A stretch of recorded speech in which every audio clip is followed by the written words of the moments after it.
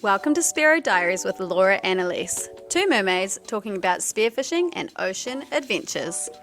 This week's episode, number 16, is a wholesome chat with a man who has spent a lot of time on the ocean.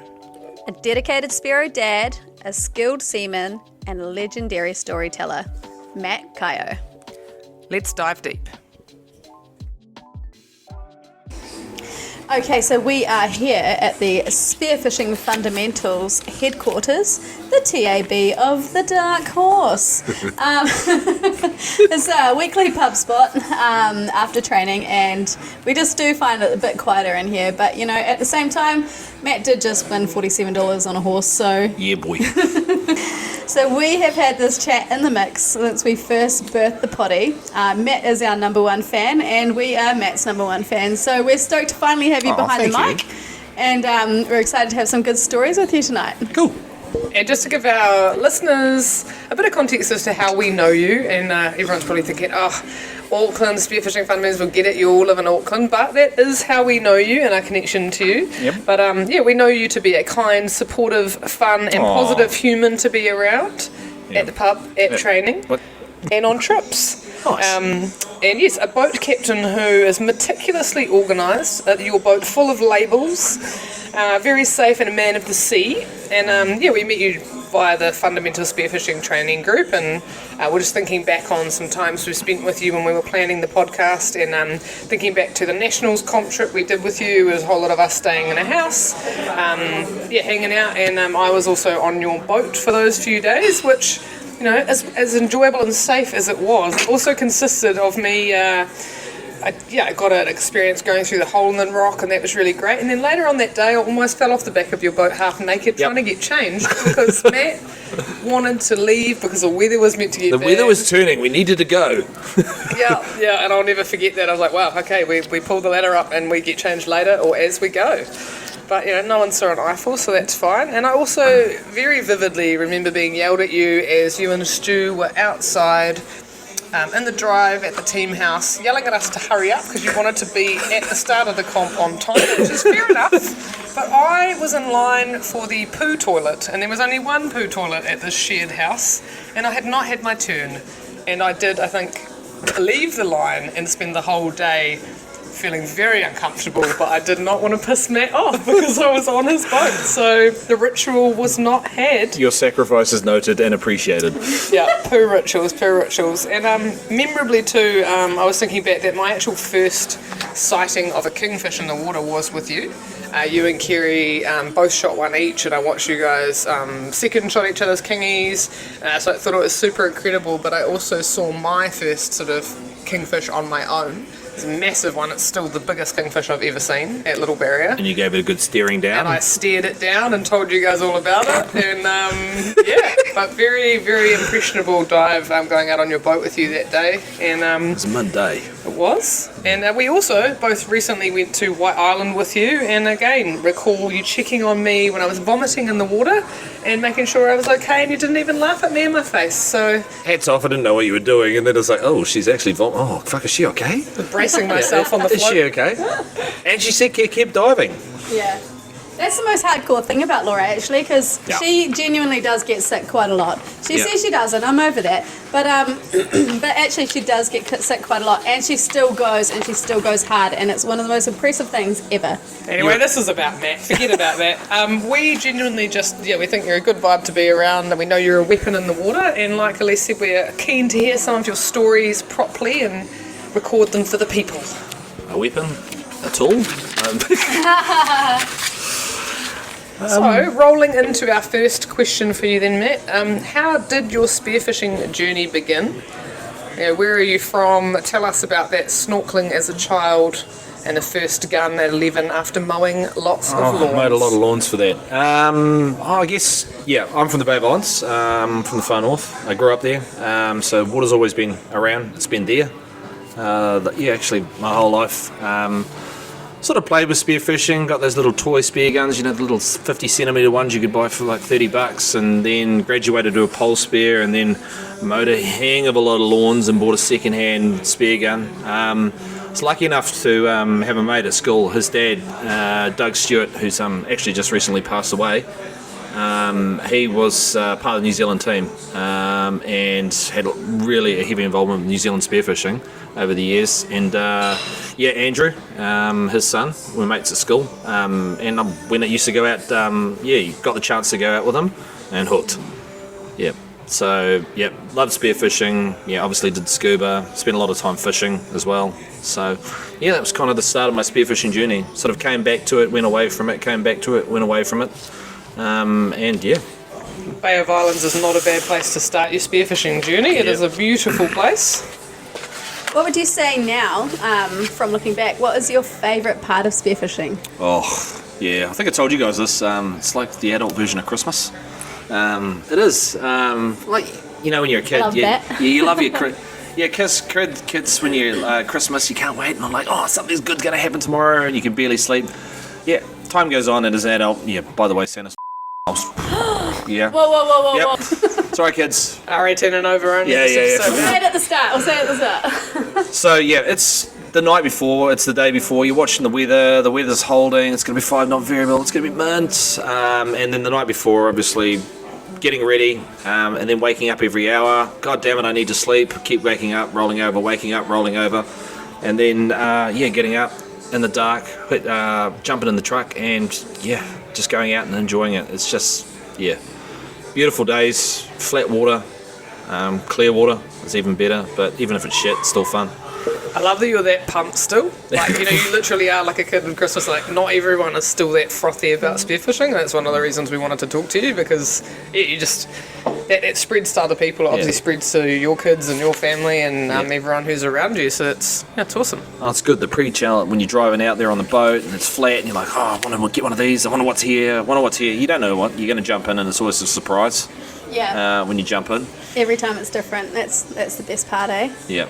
Do you have a specific memory in the ocean that like you can call back on and go, that really impacted me? Some good ones and some bad ones. Probably what impacted me, I can start with a bad one first. Well, it was a bad one, but a learning experience. I was working up in a place called Rabaul in Papua New Guinea, and I was up there for a couple of weeks, and one of the perks of working up there was we got to go diving, and there's this beautiful reef up there. It's about 20 metres, then it drops off to about 300 metres. Just epic.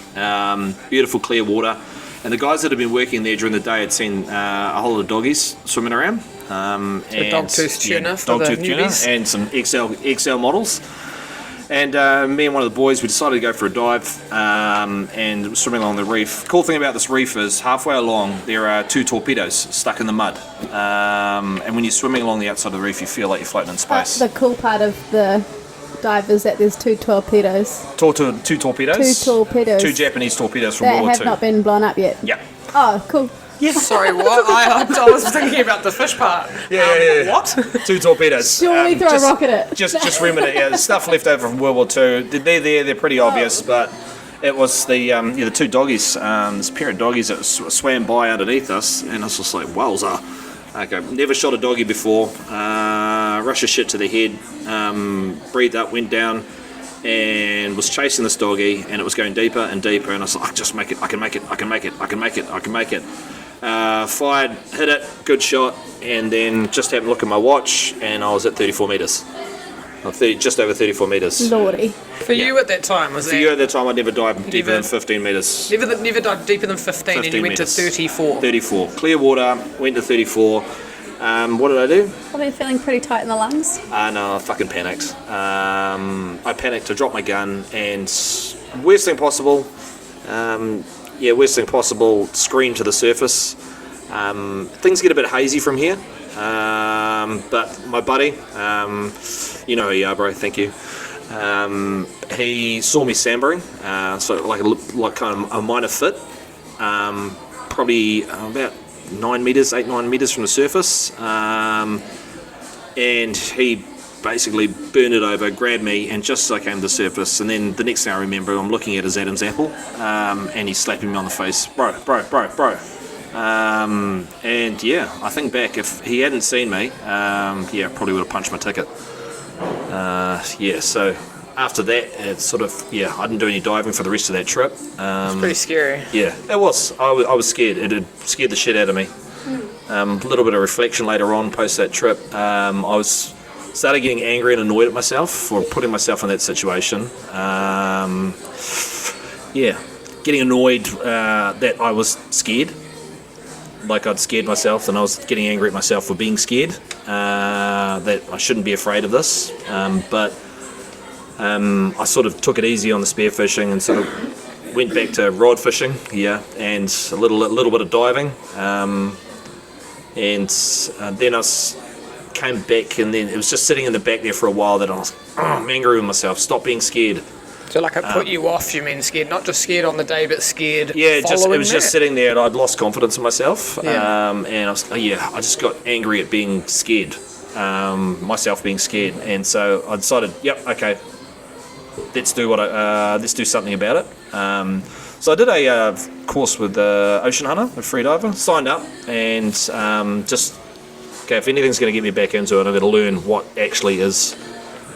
can affect me, and let's learn the safe side of it. So was that a breath hold sort of freediving skills breath hold course with Mike at Ocean Hunter and Hugh, and he'd come up for the weekend. We did the course over the weekend, and look, anyone that's getting into freediving, can I highly recommend that you do one of these courses. They're great. It was relaxed. Learned some of the biochemistry of it, the physiology of it, and it was just there's no strain, no egos. It was really cool, and I kind of got my confidence back after that. Did you even understand when you actually sunburned on the doggy day? Did you know what sunburning was then? No, so I didn't know. I sat there. I think it was the first night of theory, and I was just like, "Holy shit, that was me." Okay, yeah. So you were like, "Wow, that's how it happened to me." Yeah. That's Yeah. Had you ever felt or got close to a moment like that previously? Not that I'd known what it was about. It was I'd gone way outside my capability. It knocked me. Yeah, fair enough. And it took me a long time.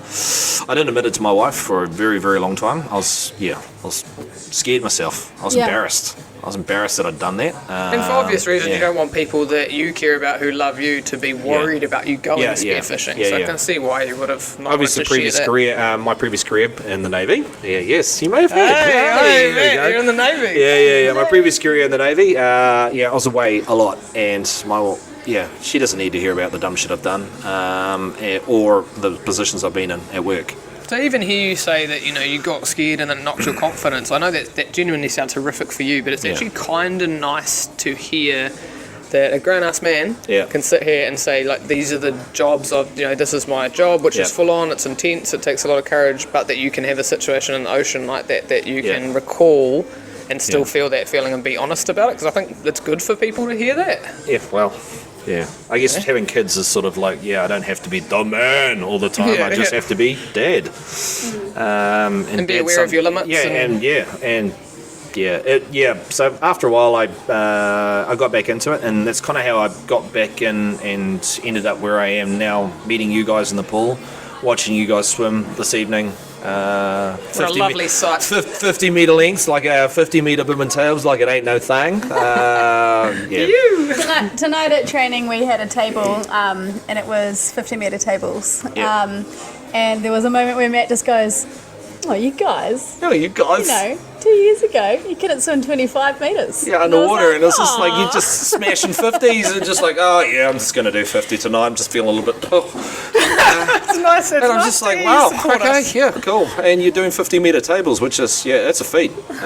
So I'd be proud of that. Well, we've got great people to look up to, That is good to have people like you in the pool. Sideways, yeah. We did hunt him down at the end of training for one of the fun activities and pretend to shoot him and proceed to jab him in the ribs with our fingers because it's good target practice. Which now saying out loud sounds a little weird. But it was still weird. To be fair, we all thought it at the time, but Laura was convinced it was a good idea. Yeah, it was a good idea. Yeah. Hey, at the time, it was a good idea. Yeah. Better than counting tolls. This is true. Anyway, well, sorry to hear you had that experience, but glad to hear. Am I sorry? No, I'm not sorry. Yeah, learn from it was a life-defining thing. Again, I was just like, what the fuck am I doing? Yeah. I've got kids. I've got a wife. I'm actually responsible for shit. I shouldn't be behaving like this. So I want to know more about it, learn. that's how I ended up with fundies, because I'm actually enjoying getting into this. And yeah, done a few courses now with fundies. Thank you, Rob Harrison, for your wonderful instruction, and Kerry for your beautiful mentorship. So you are 8 of 4 qualified Yep. now, is that right? Yes. So you've just finished doing your 8 of 4 down in Taupo? Yeah. Taupo. Taupo. And do you have any quick stories about that? Look, it was a wicked weekend. Yeah. It was just free diving, super chill. I do feel sorry for Kerry having to put up with a bunch of men children for the weekend. Hey, you all love the yoga is what I Yeah, look, mate, I'm a convert. Got some weird looks when I came back and like rolled out the yoga mat one evening. My wife's just like, pants what? or... What? Yeah, okay, cool. I can roll with that. You've done stranger stuff, but yeah, convert to yoga. It's just, it's as easy as ABC. It's just you stretch, you can dive deeper, and you're more comfortable. And yeah. Bit fan of this ginger tea Kerry introduced me to. Oh, yeah. Ginger tea yoga. Taupo Lake diving. Check me out. I know. There's a lot more to spearfishing than just the going and getting the fish, isn't there? There's all those other mental and well-being and calming aspects. So. Oh, look, blue. What do they call it? The blue state of mind? Is it? Yeah. Yeah, we've been talking about that training a lot with Moss and stuff lately, about blue zones and blue mind. Yeah, and the blue state of mind. 8 of 4, is it 34 to qualify for that? Is it 34 metres? 34 metres. Which is the same amount that you saw on your watch. Yeah. How cool. Yeah, that was, funny you should say that. I was, so I've done fundies for a few years and done the lake training, so I was confidently diving to 30 odd metres. And the first time I hit 34 metres, and then I pushed past the 35 metres. Yeah.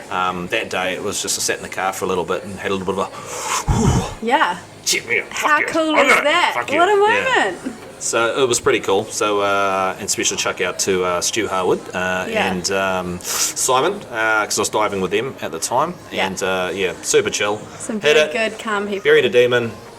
I actually think I've told anyone about that, but Proud of you. just started opening up. So pushing like further. A full circle moment, kind of. It was more just sort of like, number? okay, I'm comfortable in the water, and I've pushed past 34 metres again, and this time I'm doing it with ease, and I'm comfortable. I'm not freaking out, and I'm just humming a song in my head while I'm coming up. It's a magical thing you've shared. I like it. Yeah. That's so cool. So speaking of Stu, I know that's someone that you dive with regularly. Yep.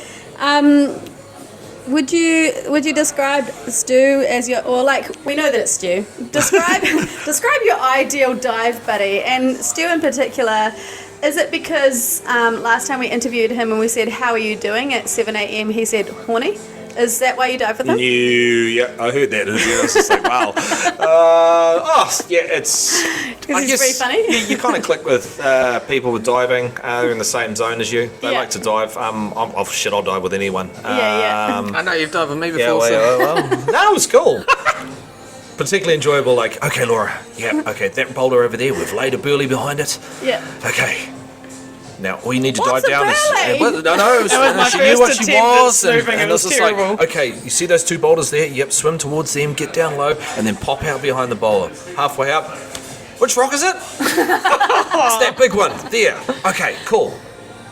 She's got lost again. Okay, she's got that. Oh God, where is she? So I was like, what are embarrassed. what's she doing? Kerry and I sort of look at each other like, what is she doing? Okay, cool, Her sweet hand as. is literally like, her face is in her hand right now. That was I good. hope you didn't remember that, eh? Yeah, but now look at you. Yeah, everyone learns. Look at you. You're literally doing, I just did a burley and slayed a snapper out of the Great Barrier, and then the guy I was diving with swam over my burley. It's nice to know people will notice the progression. I know we're taking a side tangent from Stu to me, but just while we're on this topic, you gave me a crayfish that day too, which, on a little special note, was the only time I took a crayfish back to my stepmom and my stepdad and my mum. And you said, "No, you take this." Yeah, take it. And Yeah. I was like, "Oh my gosh!" And I took it and I cooked it on the barbecue with my stepdad. And he's now passed on. And that was one of the last barbecue memories I have with him, because he wasn't well enough after that to share the fish that we ate. And I was always like, "Man, I'm glad Matt gave me that crayfish." Yeah, I've got Thank you. photos of the Actually, crayfish. that's really touching. That's actually nice. Yeah. Thank you. That's good. And I guess it's kind of why you do spearfishing as well. It's just like, it's cool. You go out, you get a feed. I'm pretty bad for pre-ordaining what I'm going to shoot because I'm like, I want to make some of these and I want to make that. I don't think that's a bad thing. I want to make some of that. And I see a fish and I'm like, you will make a wonderful but crispy snapper bow. Yeah. And You see the you're going to recipe be before you smoked. shot the fish. I'm like, you're going to be smoked and then you're going to end up in individual cheesy smoked fish pies. Oh, Yeah. that's all right. Taking us back Yeah. to Stu then, Yep. and your ideal dive Sorry, buddy. buddy. Sorry, we digressed. Pies. Yeah, sure, he's a pretty organised dude. But also, what's your ideal dive buddy? We all know it's Stu, but what does he do that makes him ideal? So ideal is just, I guess it's listens. being organised. Nah, don't do that. Just organised, and I guess it's the same thing as well. It's just sharing that in the, what you guys call it, it's the froth. Before Yeah. it's just like, yeah, we're going diving. Okay, Yeah. yep, sweet as. Yep, we'll meet here. Done. All good. We're going out. Sweet. And people may get hung up about, oh, we're going to go here. Then we have to go here. It's okay. You cool? Yeah. All right. We'll do here. Didn't catch anything. Oh well. Sweet. It was a fun dive. And yeah, it's just things like that. It's just being very, very easygoing. You probably figured it out on the dives. No stress doing anything. It's just you're out there to enjoy yourself and enjoy being in the water. If you don't come back with any fish, yeah, it's all good. Yeah. Awesome. And if you dive with other people that appear not super stressed about you look at fish and go, you'd make a tasty treat, and Yeah. you think about the meal, but it doesn't make the whole day. So it's Yeah. quite interesting that you Yeah. mentioned that, because some people do go guns blazing and have all these things they want to get, but I guess as time goes on, Yeah. you gravitate towards the people that like to dive in the same kind of vibe as you. And Yeah, 100%. I'm finding now that I'm getting more of a froth with diving with my kids. Yeah, love it. My wife reckons I'm brainwashing them, but we actually have a question section about you being a Question. Spearo dad soon. Spearo dad. Yeah. Yeah, but our next question actually leads into what does it mean to you to be a Spearo, even though you've kind of touched on a few things already. Yes, blue water state of mind. It's, for me, it starts the week, or you're watching the weather, the excitement, the post dive. I think Kerry talked about it in her potty. That the post dive is just, you wake up the next day and you feel good. Like you sleep so well that night. You wake up feeling tired but happy tired. My wife notices it in me to the point where, sweetheart, don't take this the wrong way, but go for a fucking dive or a fish. Just go, because you're becoming unbearable. I will be literally climbing the walls, pottering, getting snappy, being a pain in the ass. And yeah, she notices when I come back, I'm a lot sort of happier and sort of centered around life, and yeah. Recalibrates you. Yeah, it does. It just sort of brings me back to zero. And then, yeah, it's like the whole thing. And then after the dive, it's like, I like to cook the fish and I like to try new recipes, and obviously the litmus test is whether my kids are going to eat it. If they eat it. Elise knows what that's like. Oh, it's so hard. Oh, my son, Dad, get some crayfish. I like the crayfish fettuccine. Oh, there you go. Yeah. It's Mine's just like, bougie. yeah, sure, kids. This is sea chicken nuggets. Same thing. Their firm favourite at the moment is, everyone's favourite is just ping Mau Mau burgers with homemade thing. They love it. Yeah. Or one of my best memories of my little girl is I shot a couple of snapper, just fried it up because we're kind of in a hurry, and she was the top. She's still a wee bub, only not long far away from solids, and she's got a handful of each fillet, and she's just literally ramming it in her face. That's so cool. So, being a Spearo dad, I hear that your young whippersnapper, she's 9 years old, but is about to come and take over the women's team. Yeah, is that watch right? out, she's coming for you. Tell us about it. I've got to be careful because I don't want my kids to be like, oh, we have to do it because Dad said we did. I want them to come with me, and I want them to share them and like, oh, we're going diving, and get excited about it like I do. Absolutely. So I'm really careful about how they come. It's now getting to the point where when my son will sulk, he'll wake up in the morning, Dad's gone, and he left without us. Yes, Dad needs mental space from you too. But yeah, over summer, we're lucky enough to have batched down the Coromandel, and I took the kids for a swim. Had a float, gun, We swam about a K that day. It was awesome. Little fella just jumped on the float and I towed him, and my wee girl was just sort of hanging off my shoulder and I was towing them. And it was getting near the end of the dive, and my son had already shot his first fish. He'd literally destroyed a blue mau with a spear gun, with a 90 centimetre roller, which was like hitting Amazing. bazooka. Put a laser strike through it. How old is he again? He was 7 at that stage. Oh, Nice. six, sorry. So he's 6 years old. They've been in the water for a couple of hours, and they were all good. They're both water babies. My wee girl, we were swimming back, and all of a sudden, out of nowhere, a school of kingies came in. And I just said, take the gun, dive, go. And I grabbed, and she's like, what? And I said, just hold your breath. And sort of, she tried to dive because she didn't have a weight belt on. And I literally shoved her into the water. And I just said, just dive and shoot the closest one. And I think she just sort of like went, bam, came back up. And she's like, I got it, Dad. And then, whoop, she was pulled underwater. Oh and my I said, goodness. let go of the gun. And she's let the gun, and the float took off. And she goes, what do I do? And I was like, I'm scared. And I was like, don't worry about it. Let's hold on to the line. And we got towed around for a bit. My son was, it was a bit of That's a chaos. huge amount of power for a 9-year-old to feel. Yeah. That's amazing. And I was just, you're going to get this by yourself. You're going to do this yourself. No one at your school's done this, so you have to do this by yourself. And I can't do it. There's tears, and there's like, I hate you, Dad. And it's just like, you hate me, Dad, yes. And there's probably people listening like, what an asshole of a parent. When you told me the story, I was embarrassed that I didn't deal with some of my own kingies in a better way. So she pulled it up in the line. Then she got, and I said, get control of it, get it between your legs.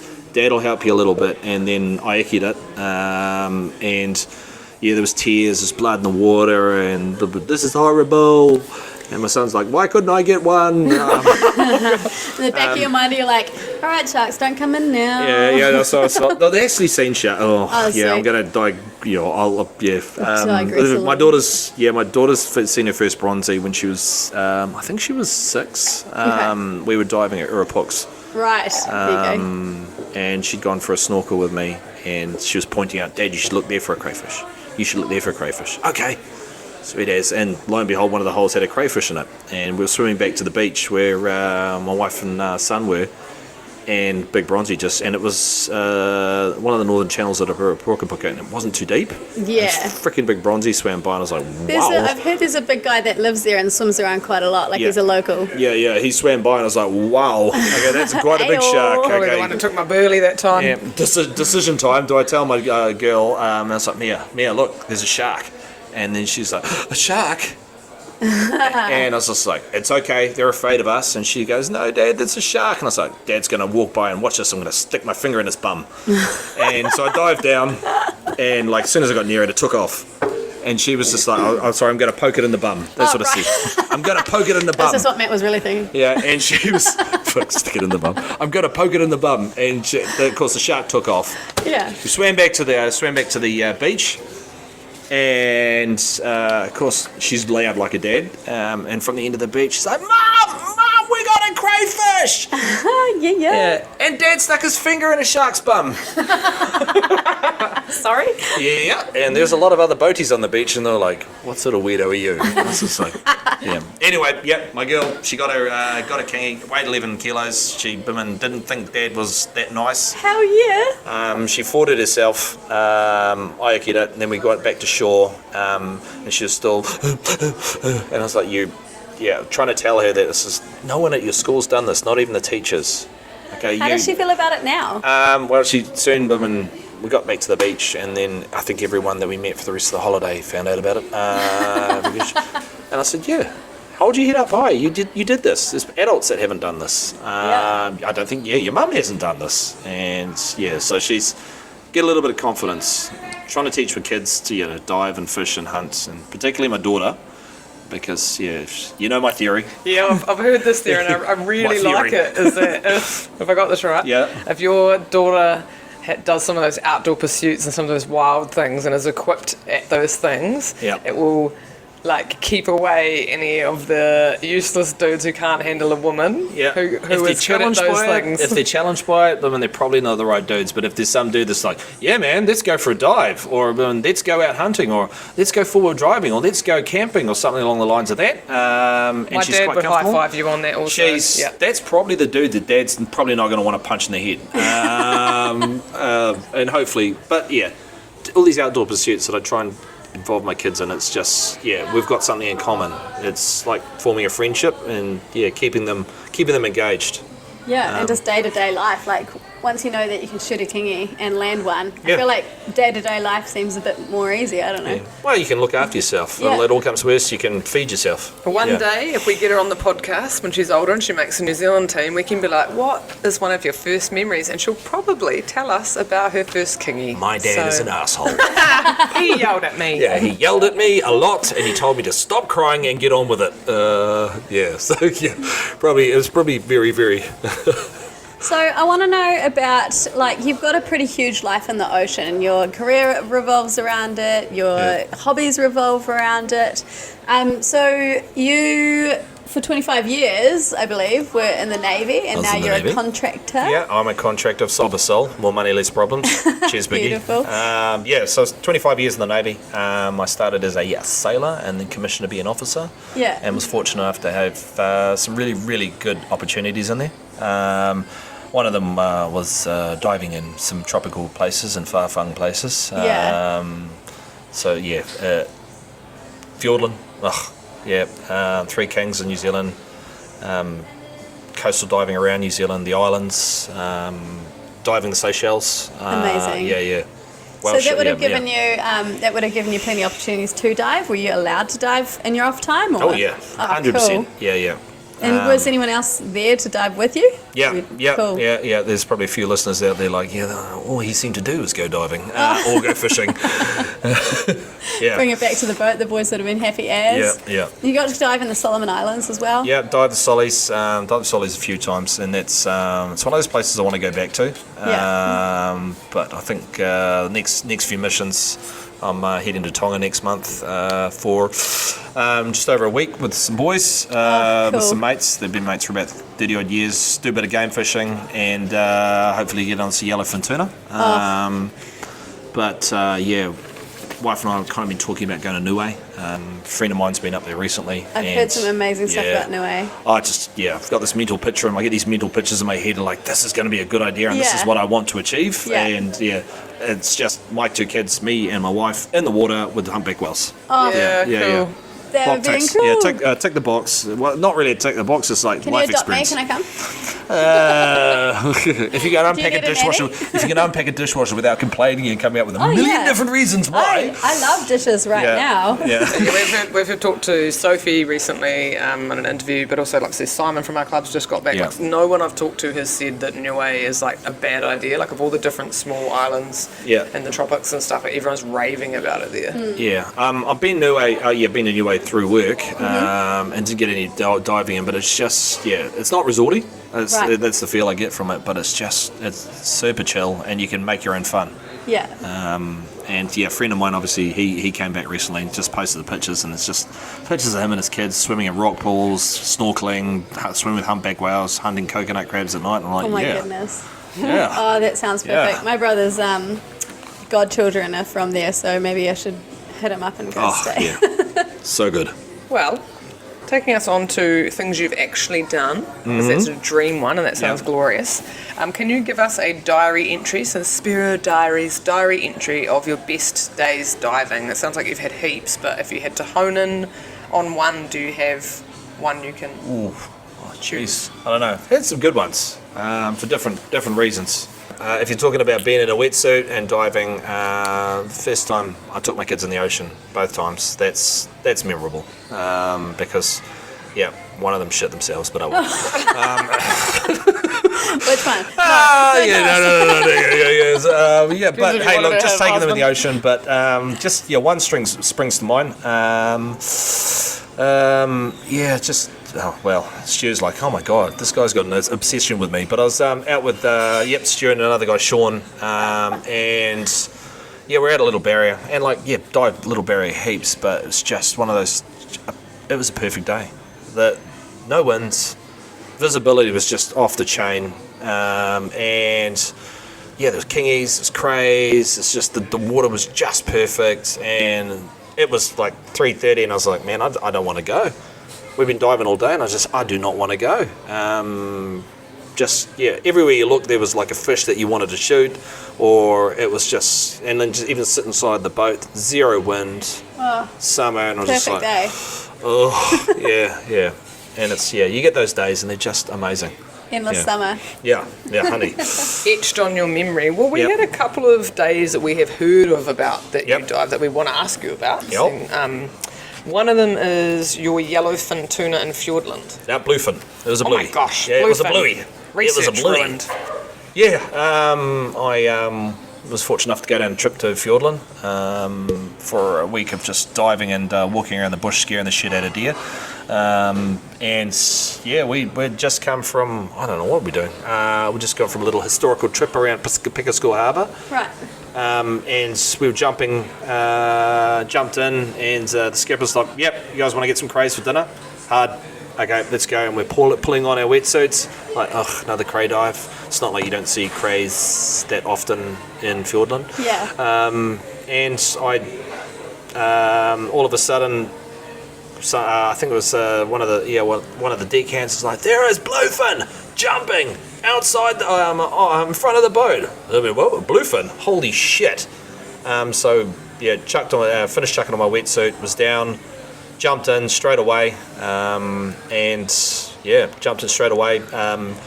swam about 50 metres, and a massive school bluefin came underneath, and I popped it with my 90 centimetre snapper gun. Holy heck. It was with a cool. big, did you stone it? Yep. Did you have a big float? No, it fought for a bit. It took off, ripped the gun out of my hand, and you have then a big just float? it was a wetty float boat. Ooh. It was a wetty float boat. Unfortunately, what made things harder was I got into the water in quite a hurry. Oh, there's me. Laura's just showing him a photo of his southern bluefin tuna on Spearfishing Fundamentals. Yeah, jumped in the water a little bit too quickly, and forgot my weight belt. Oh no! Yeah. Who's done that before? Yeah, honestly? who does that? I don't think I've ever done that. And as I was jumping in the water too quickly, I'd broken one of my fins. No. So I was doing this weird sort of kick and paddle with one foot, trying to fight this looks back bluefin. and is like, this guy's not And going to get me. as it was coming to the surface, I was yelling at another guy, Matt Cornish. Shout out, Matty, for set. And I was screaming at him through trying to choke with water and that to shoot the second shot at, and he put one into it, and rest is it. We feasted on bluefin tuna. Later on, we dived on another school, and Matt managed to shoot one. And I was happy enough to be in the right place at the right time to second shot it for him. Needless to say, we drank a lot of rum in celebration that As night. you should. Yeah. And that was on the pure salt charter, right? Yeah, pure salt. Yeah, I've heard good things about them, and lots of. They did say, I saw them at the expo recently, and I said, "Oh yeah, a mate of mine got a said it," and they go, "Yeah, that doesn't happen every time." Yeah, it I was like, doesn't happen every time. So apparently the guys from South Seas were out the week before trying to get. They were chatting for us, and they would just chase them around with no joy, and just two tin asses. All he needed was Matt to come down. And right place, right time, and a good wing it shot. Oh, amazing! And you've actually got you've basically got my dream fish that I could get in New Zealand waters. So mahi and the manako. Yeah, it was at the Kaipara, is it? I don't want to tell you, but it was the same week. He's on a roll. Yeah, so I came back from Spearo, Fiordland. One of the boys was like, you want to take the boat out over the bar at Manukau, go and see if we can get a stick face. Had a couple of hits. I lost a really expensive lure, which I'm still like, ugh, about that day. But we just came up against a bit of wood floating, and we towed past it, hoping that there was going to be a big marlin or something on it. And then we started seeing mahi jump out of the water. Oh my gosh. And I was like, is that why they call them dolphin fish? Because they jump? No idea. But okay. no idea. But I just happened to pack my spear gun, as you do. Unfortunately, I'd packed a double roller, and had so it's just not the boat, bro. I'm going in. I can't not. Yeah. Just boardies and tea. And boardies and tea. Jumped in. I had a wetsuit top and looked in, and straight away there was just a school of 50 mahi just swam around me. That's my dream.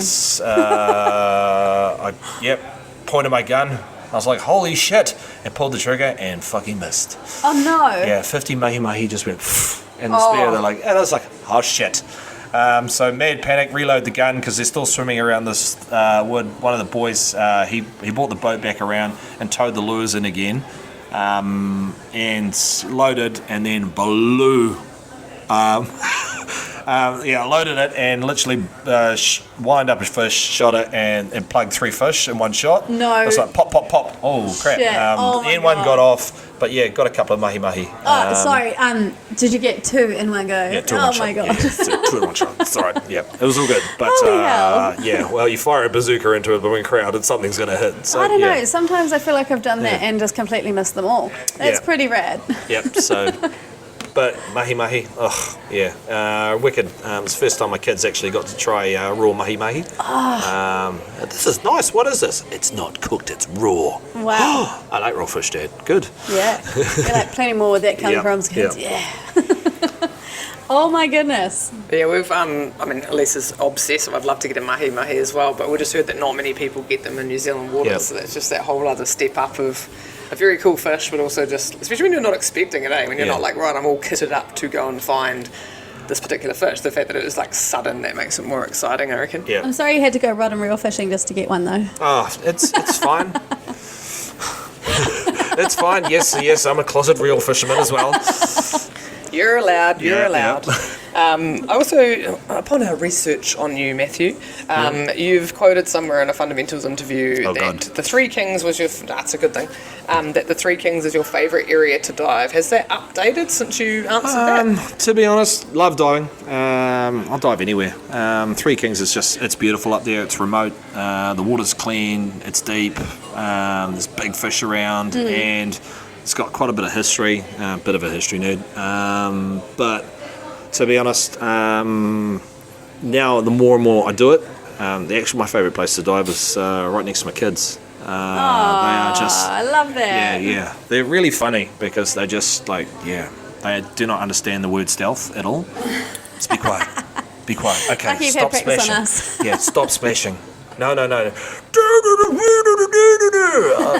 We took the kids out to Terry for a day, and my wife and I just sat there on the beach in the sun and just watched them at Hobson Bay, and we just watched them swim backwards and forwards,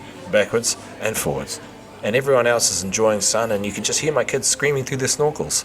Oh, there's a fish too. And, snorkel language is a whole other language, isn't it? Yeah, and it's just like, I couldn't resist this. I'm in. All right, I'm going. Dad's going as well. So yeah.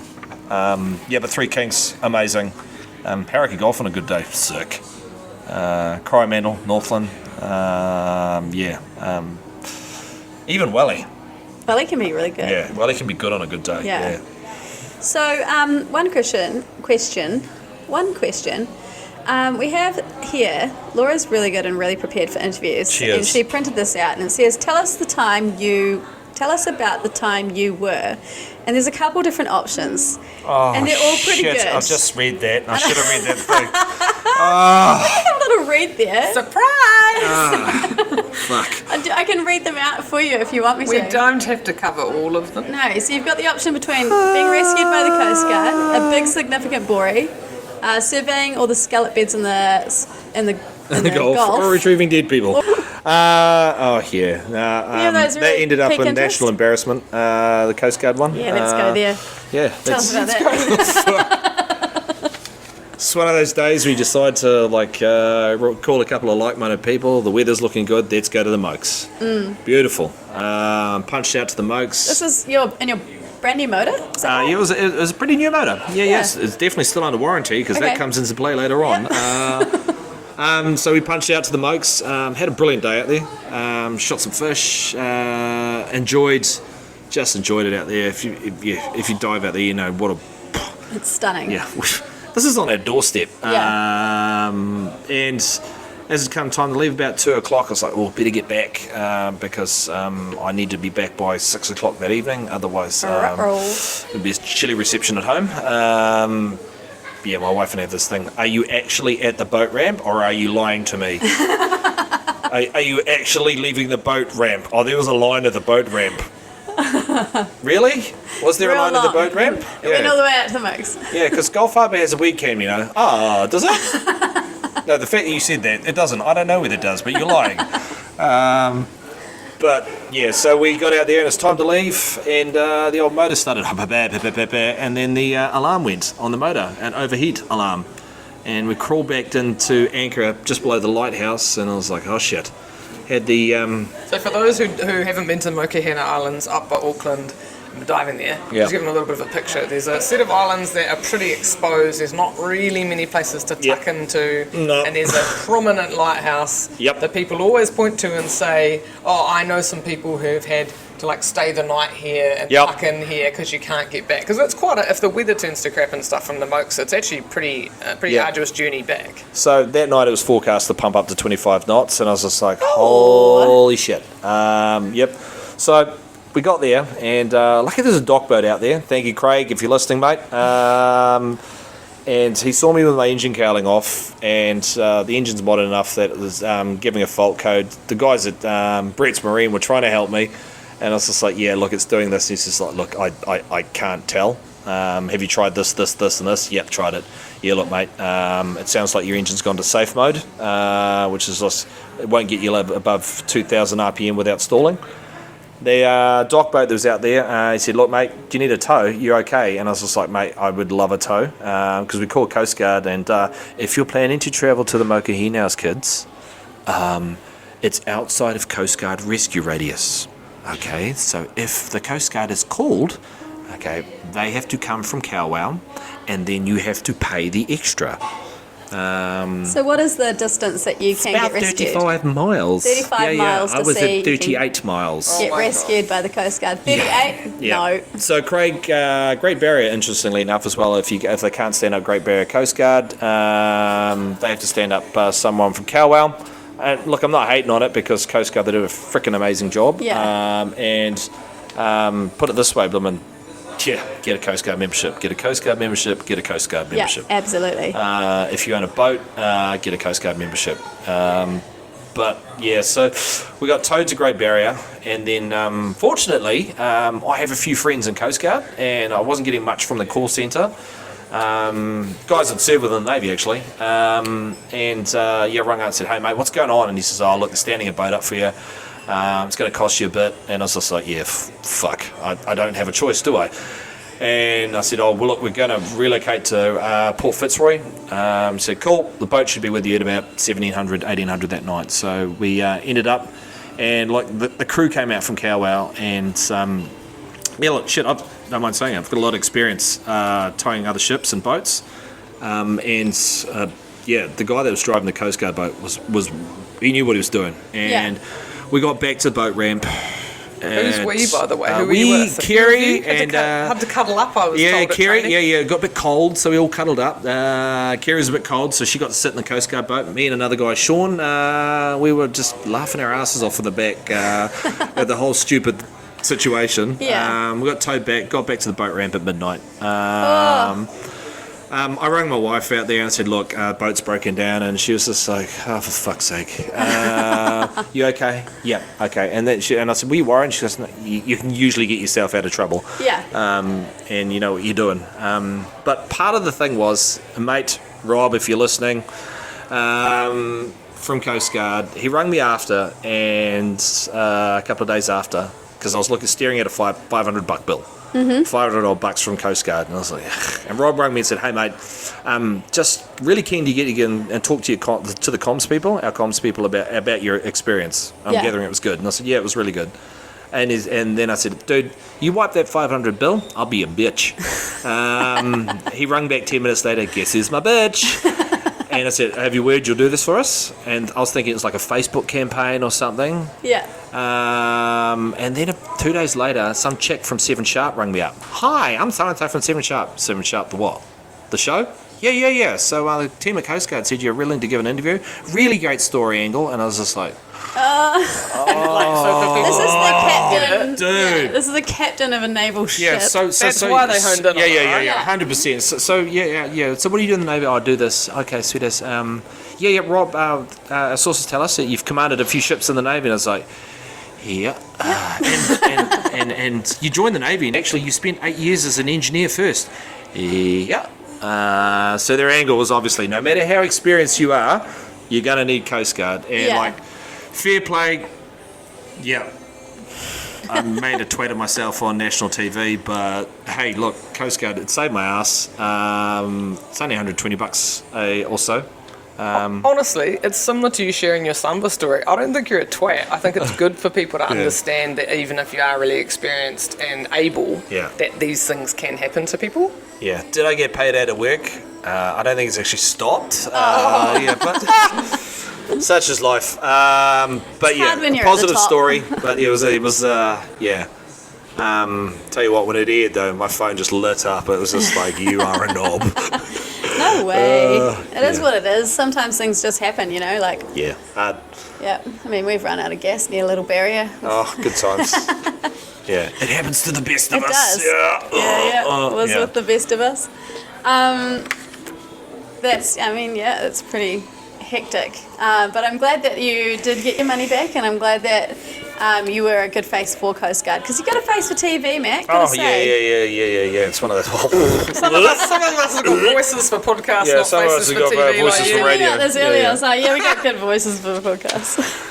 Are there any of these? I mean, we did try and crowdsource. Like, we reached out to a number of the people we know who have dived with you and stuff, and most of them were genuinely like, "Oh, we have heaps of stuff we can tell you, but we want to keep diving with it." Yeah. So a lot of these, real. I don't know what happens on the boat. You get blacklisted. Yeah, I mean, these seem to be the low-key stories people were happy to share. Yeah. Are there any of these other things we've mentioned that you want to share? One is cool, but are there any of them? We can carry on if you want. This is like, I don't know, you've kind of covered them all about spearing and bloody upcoming trips and what else? Well, we'll go to the funny section then. Oh, good lord. Because you've already flipped the page from the other list. Sorry. We had a list there for you, mate. You can dob yourself in on this one. Or you can tell a funny story about someone else. Why don't we have to mention the Bori? It's kind of my blooming Jonah. Have you not shot a Bori? Yeah, thanks for that. Yeah, cool. I didn't actually know that. I just got sent a message telling him to ask him about the Bori. Yeah. I've not shot a Bori either, don't worry. I've actually not even seen one. I dived down. I don't know what it is, but my entire life I've just not shot a Bori. You just seem like the kind of guy that has shot a Bori, though. Shot a Bori. Yeah, shot everything else under the sun, but just not a Bori. And it's just like, it's beginning to get a little bit like, oh my god, what is wrong with me? But yeah, last summer we went for a dive, good dive, just cracked a couple of kingies at Tarapunga Rock, then went in a Challenger. I dived down, looks like a bronzy coming towards me. Holy crap, it is a huge bullfish. No. Choke, missed. Boris just seem to be the fish that I've not managed to shoot. Okay, so coming from a man that puts labels on his boats. Matt, have you got a pet peeve or like an ick that happens when you're out spearfishing or on the boat? Jesus. Do you need some examples? Because me and Elise have so many in our little chest of whinges about each other. She keeps going on about my tidy box. We can move on from the box because we have this discussion about her plastic box and my big long line. But I think we can dig deep and give you some other examples of things that annoy us about each other when we're diving. I mean, like, it doesn't really annoy me, but sometimes Laura holds onto my shoulder and tells me I have to prop her up while she vomits over my shoulder. Oh, that was one time. That's teamwork. It was one time. And then tells me that I have to do it, and then I just sit there. But to be fair, she brings up fish for me, and then I shoot it off her belly. So I don't know whether it's a Nick thing. It's a Nick thing. I probably, but if I take people out, people are coming out on the boat with me, or Rob will probably relate to this. I go full dad mode and I start picking up after people because I like I really, really like a tidy boat, and it's just something that's been drilled into me after years in service that you secure everything and everything has its place. If you go into my shed at home, it is neat as a pin. The rest of the house is a walking fucking disaster zone, but the shed is beautiful. the shed is tidy, my boat is tidy, everything is labelled, secured, and like when I have people on my boat, I think people are just like, what the fuck's he doing? And I'm okay, the snorkels and everything go in here, but I'll put them in here for you. It's okay. And I'll put the weight belts in over here. And sweet as, I'll put your gun over there and I'll secure your gun for you. Oh, it's all good. And I'll wrap up your float line. It's all good. And people are just like, what the fuck are you doing? At the start of the day, do you need to have like a little bit of a, hey guys, put these things here and there? I don't, because like people dive in different things, and like you dive with people with different levels of experience. But it's just like probably bad when I go on other people's boats and I start cleaning up their boat. Like, oh, okay, I'll just put this here, and like maybe we'll secure this stuff over here. Would you say a pet peeve then is people not putting things away, or there not being a set place for something? Because it doesn't bug me. It's my wife will be like, whatever, but it doesn't bug me because I'll end up doing it anyway. I don't know why. I just go full dad mode and start picking up stuff. I'm super used now to picking up and like with my kids. It's just part of the day. Yeah, fair enough. Pet peeve though is just, am I allowed to say the F word? Yes. Just fucktards at the boat ramp. If there's one thing that fucks me off more than women, it's just idiots at the boat ramp. What are they doing? How if can you're you going to turn up someone? at the boat ramp, man, come on. One, prep your boat. Two, learn how to fucking back. Yes, you've got a big boat. Wonderful, you're swimming your cock around, but like, the entire boat ramp does not need to be taken up. No, it's just, people just like, they fuck me off when it comes to the boat ramp, and just like, I'm just going to sit here and wait for someone, and it's like, look at my big boat, and I'm just like, it'd be nice if you could fucking drive it. Have you seen the YouTubes of William Powerfish? And just reversing terrible reversing in the boat ramp. Yeah, when we used to live in Belmont, we used to walk down Takapuna Beach, and then I used to get a coffee and just sit down and watch some mayhem. Oh my goodness! At the beach, but it's just people in Auckland. I'm straight up. Sorry if you're Aucklander, but like Auckland boaties are the fucking worst. Yeah. And if you just want to watch deep stupidity, just rock down on a busy day to Gulf Harbour. I avoid the place like a plague purely because I just want to like walk across the water and choke the life out of some people. How could you be so dumb and self-centered?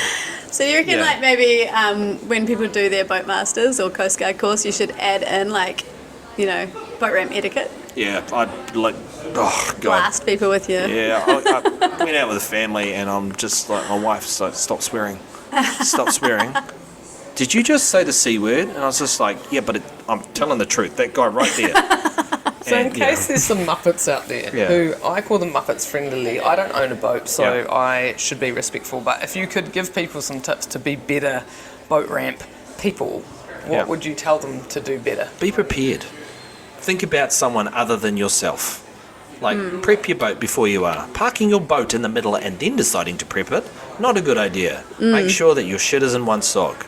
And you're backing in, you're dropping the boat, you're moving it back, and then you're going to find a park, rather than I'm going to back it down the ramp and then I'm going to take off all the straps and then fuck around for a bit and then realise that, oh shit, I've left the bung in. I'm going to have to pull it back out. And I'm just like, come on, man. If you have a boat, man, take some responsibility.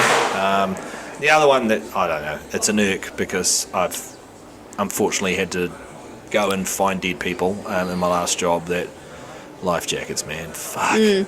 Life jackets for kids. There are just some people out there that are just like, we don't need life jackets. It's okay. We've got a big boat, and you just see kids no life jackets on. Yeah. And I'm just like, if it all goes wrong, and it can go wrong really quickly, that really grinds my gears, to the point where I'm not trying to be a Karen, but I'll be a Karen. Yeah, but you've seen it. Yeah. You've seen it's just like, the worst of the worst. Yeah, it's not nice having to pull a dead body out of the water. It's not nice seeing a dead body that's been in the water. Especially when they're kids, eh? Yeah, and just, I got a mate, and he's had to deal with it. He still stays with him, so it's, So, on that note as well, with Spearos, just to touch base with that, most of us just cruise out, and I think in New Zealand it's legal. Is it? I mean, this is what I've been told. It's legal to wear your suit. You don't need a life jacket if you're wearing your suit, all of your suit. Thank you, South Sea Spearos. Yeah, they actually had it on the other weekend. Oh, did they? Yeah, the other week. Nice one, South Sea Spearos. Love your program. I've got some catching up to do this week, apparently. Yeah. So they were talking about it. Presuming they'll ever listen But to it is this, legal. but I like They were talking about it last week. Actually, yes, that it provides sufficient flotation that if you got a wetsuit on, you're all good to go. Yeah, and not half a wetsuit, right? Yeah, Full wetsuit. Yeah, a full wetsuit. Okay. But yeah, I'm pretty anally retentive when it comes to life jackets in the boat, Yeah, good. particularly for kids. Yeah. Not that my kids, as soon as we stop, they're off and then they're over the side of the boat. And, yeah, it's just, yeah.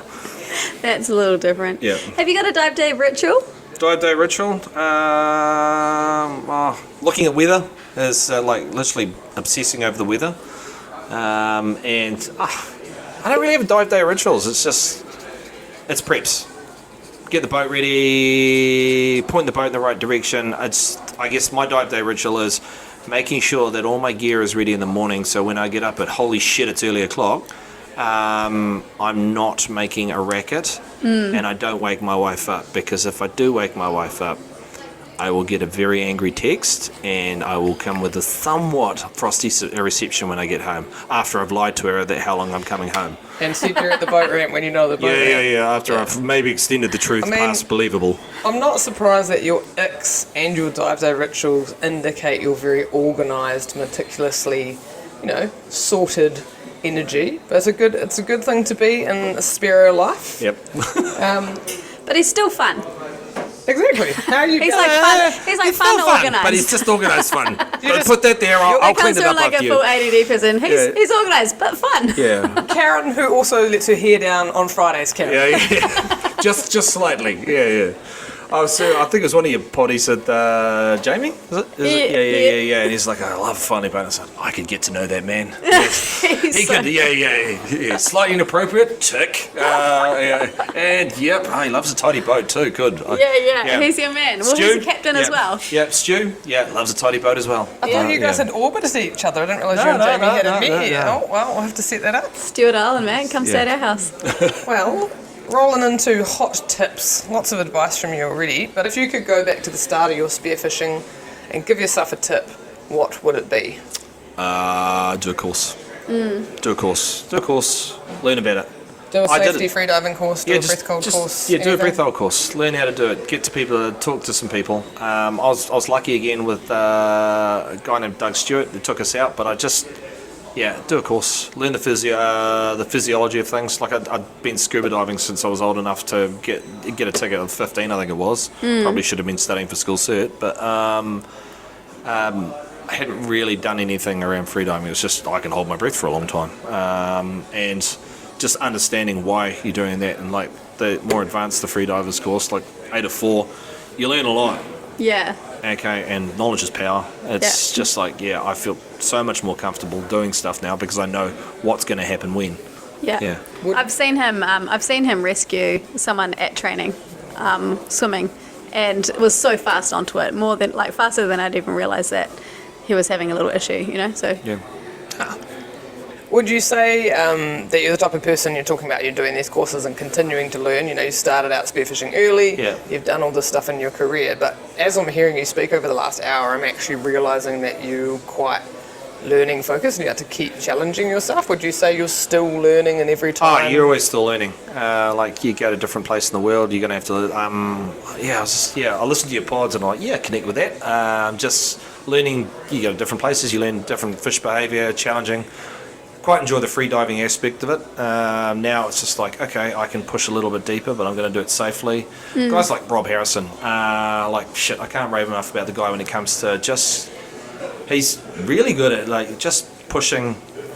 Yep, you can do it. Hey, you got it, bro. Says you can do it, and then you you end up doing it. Like shit. Hands down to you the other day. When we were at the thing, you were having a shit day. Yeah. At the lake. Yeah. Yeah, you were having a totally shit day, and just stuff like that I really enjoy. We're like, maybe not you having a shit day, because No, I'm a but little doing upset that- seeing you like that. But like we swam out, we did a few warm up drills. I've been crying in my snorkel. Yeah, Carry on. it was just, Both of us crying in our sweet. But yeah, Elise, you've been, what did you do that day? You punched, you smashed your PB. You Yeah. put it to the side. Yeah. Got down to 30 metres. Yeah, got down to 30 metres, just a little bit of 30 metres, and had walked into the water, fucking upset. It Yeah. came out of the water, and it stayed as in. Yeah. And yeah, that's cool. It's kind of just how diving yeah. goes, eh? Yeah. Like, it just calms everything down. It was like, well, get to it. But yeah, no. Yeah. And I was definitely like, Rob goes, you okay? Do you think you can dive tonight? And I was like, I'll give it a go, you know. And then I've had a bad day, something had happened. In context for listeners, Elise does not get upset easily. Not or very. cry very often, so it's quite unusual. So I was mildly embarrassed at myself. But then, Rob just goes, you've got this. And then he was like, I'm going to put the line down. And I was like, I knew that he had put it down further. But I was like, okay, I know he's pushing me. I was like, I'll give it a go. So I went down and just felt really comfortable and zen. And yeah, I'm really proud of that. So I'm excited to get back into the lake and do some depth training this year. Yeah, Get deeper. yeah, excited, but yay, it's dark and it's like full of swan shit, but oh well. Yeah, the lake, eh? Taupo's ruined me, because I was just like, oh man, Taupo's so clear and so beautiful, and it's so much fun diving here. Yeah. And then, back to swan shit central. Oh no. Yeah. So this Lake Pupuki, there's like a cloud layer of just like filth on the top, and it's about 10 metres, and then you break through, and then it's just like, well, sometimes you'll be down to 15, and you break through that and it just goes pitch black. And you can just see, it gets very clear and very cold, but it's a pitch black, and you can just see the lights of the bottom of the base plates. And it's really funny because in Great Barrier, where it's stunning and beautiful and la la la, I'm like coming back up from a dive, a deeper dive, and where do I pitch myself? Back in Lake Pupuki. Yep. And that calmed me down and brought me to the surface all calm. And I was like, what is wrong with you? Because I used to just be so scared of the fact that like diving in darkness. But yeah, apparently that's my zen. Where I have to go in there. Every time I go in there, right, now I'm going to have to wash my wetsuit, because fuck it arms. Yeah. Clean out every orifice. Yeah. Well, it sounds like we've covered our favourite depth training spot. Actually, a side note, we should probably try and plan a Kaio Lakes adventure for the fundies or something. That Don't might do be Kaio nice. Lakes. Taupo. Taupo. Just Yeah, let's Taupo. go to Taupo. No, I have bad luck with Then we Kaio can get Lakes. some, I've been there catfish. 12 times and been sick every time, so I'm never All going back right, to Kaio okay, Lakes. flag that comment. Yeah, Right, well, moving on then to one of our last questions for you is what are or is your favourite fish to hunt and eat? And they could be two different fish. But Eat. Again, so look, hunting. Yeah, you can't go bust. Actually, it's kind of more about the food. It's about being able to provide, like, love shooting kingies because like they're big meaty fish. You smoke it up, and pretty sure the neighbours they all seem to be out mowing their lawns or doing something when they notice that my boat's gone. Like, oh, I see you've been out on your boat. Any luck, mate? Yeah, come around and I'll cut you. And like we can old bird down our street, and yes, flicker some, and usually flicker some smoked kingy. And yeah, usually there's a dole out where the neighbours will come up on this group chat, because we live in a cul-de-sac, and people will come up with their plates and provide how food. good is that? And the kids will have a poke at the dead fish, and yeah, it's all good. But I love that. favourite fish to eat, like I said, pink mau mau is kind of the jam at our house. Butterfish burgers, the humble butterfish. Yum. Yeah, we love that. Butterfish salt and buka. It's butterfish wrapped in prosciutto with like a cheesy hollandaise sauce on top. Holy heck. With a little bit of bok choy and some rice. Laura, do you want to go for dinner at Matt's house? Yeah. should have conducted this interview at your home. We are idiots. Why are we at the TAB? Yeah, I just think a wee while ago I want to try this guy. I went diving with just before summer with Rob, a guy named Chongi, out from Melbourne.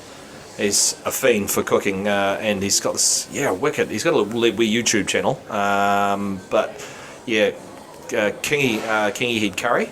And it sounds pretty good. Although seeing your curries, it's like hello. I'd love that recipe. I've got a tusky head in my in my One of those freezer. heavy tuskies that, Great Barrier, my back's sore. Is it because I was lifting my monstrous fish at Great Barrier? I did Yes, put my yes. back up picking up a piece of paper yesterday because apparently I'm old. Sorry, I'm one sneeze away from dislocating my neck. It's Geriatric podcast, get it here. yeah. What did you cook We're the so other day? good in the When water. was this? What did you cook the other day? Because I was I'm just always like, cooking, mate. Which time? what's the recipe? What's the recipe? And you're like, I kind of guessed that one, and I was just like, God damn it! It was like a fettuccine or. Oh, I made a kinda pasta. Yeah, it I looked did try so and write good. it down because it did actually It turn looked out so really good. It Yeah. would be so much better with fat roe. Yeah. I pretty much just tried to make like a chicken carbonara without chicken.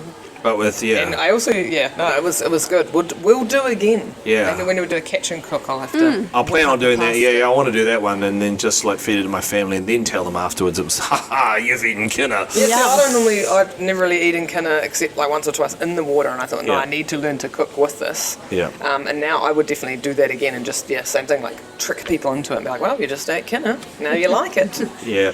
Look, a firm favourite at our house as well is just the humbled goatfish. Oh yeah. Yeah. I think the catch and cook that we were talking about before.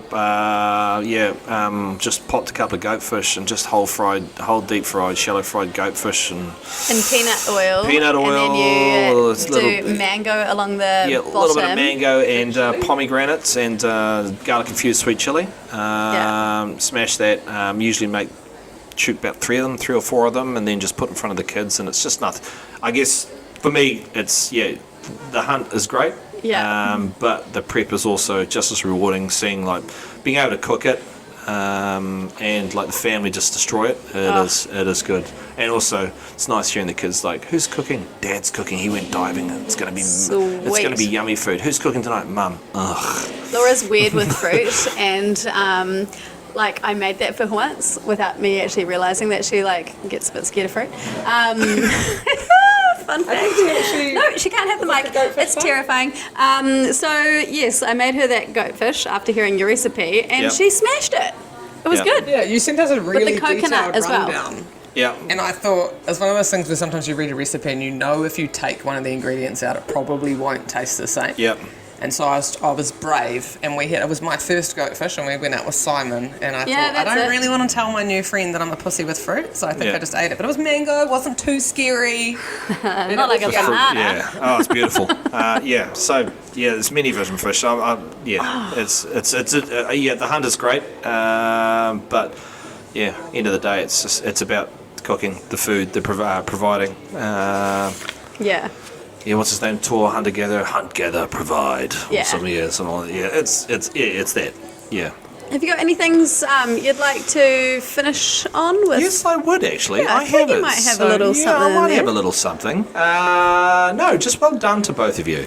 I actually no. They're like, oh Jesus, and I was just like, you too. You guys, you've done really well. The Spearo Diaries thing, but like Thanks, you guys man. have like.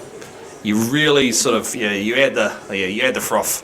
Like whenever you go on a mission with you guys, you're like, yeah, let's go. We're going diving. And I was like, oh man, I need to get a little bit more excited about this because they're fucking excited, and it is infectious. And like you're both 100 miles an hour in different directions. But it's cool. But you guys are you're still frying, you're still cooking up over it, and it's you're doing what you like. Oh, you're doing what you love. And look. We found our home in the ocean, didn't we, Laura? Yeah. We realised we're mermaids. Yeah, Spatzy Mermaids, what was it? Yeah, but What we love is to connect with other people like you. and talk shit. Talk shit and hear about and feel the same from other people, and come on your boat, mess it up. Like that's what it's all about. Like. Yeah, and it's like honestly, this little potty, and that's interesting. Just getting different people's point of view on fishing and hunting and. Yeah, so there's some themes coming through with like just the dive day stuff and like it's just nice. Have you got anybody that you'd like to put forward to be on the show? Oh, look, we've talked about him a lot. The international man of mystery, Stu Howard. He's an interesting chap, that man. He is. He's just project manager by day, and rock star drummer by night, and by the weekend, if I'm not accidentally putting a hole in his boat with a knife. Sorry about that, bro. Oh no. Yeah, he's pretty damn well accomplished spear fisherman. Yeah. And beast when it comes to freediving. Kind of just some GC to be around as well. Yeah. Super laid back. And quite secretly funny, because there's Stu, he's a really nice guy.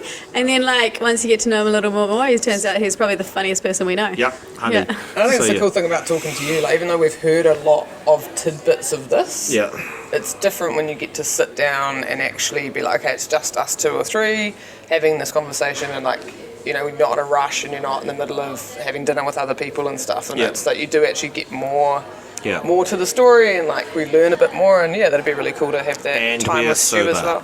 And sober. Can you believe it? Yeah, we're sober. Yeah. Oh, thanks, Matt. Yeah, no worries. We hope you enjoyed hearing this captivating yarn with Matt. We really appreciate how honest he was about his Samba experience and boat troubles, and it's good to know someone so seasoned with ocean adventure can also hit troubles and reflect on it. Let us and Matt know if you enjoyed his perspective and memories of spearfishing. And as always, cheers for filling your ear holes. Toodles!